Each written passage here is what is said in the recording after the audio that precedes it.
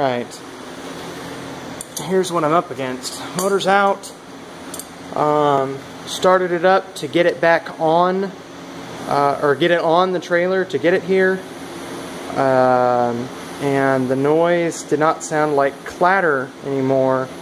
The noise in question sounded more like a squeak, or something rubbing.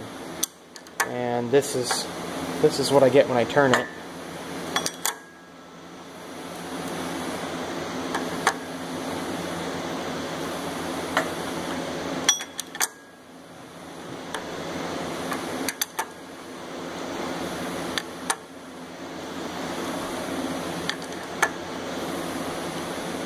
Absolutely nothing. No noise. Nothing really feels unusual. It has good hard compression strokes.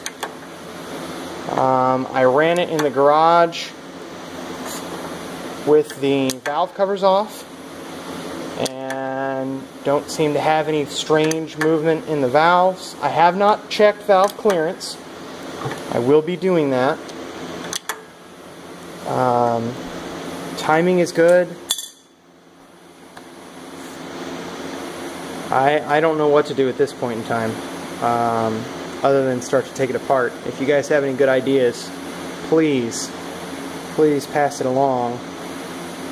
I'd really like to not have to take it apart if anybody has any brilliant ideas.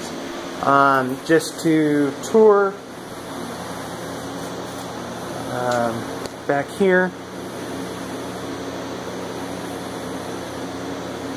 I have pretty clean, no apparent oil coming around the crank seal. It's hard to see, but everything's dry over here. A little bit of oil film in a few spots, but also some water left over from the rain before we picked the vehicle up.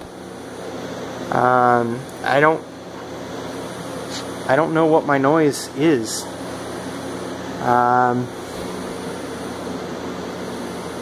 Yeah, not sure.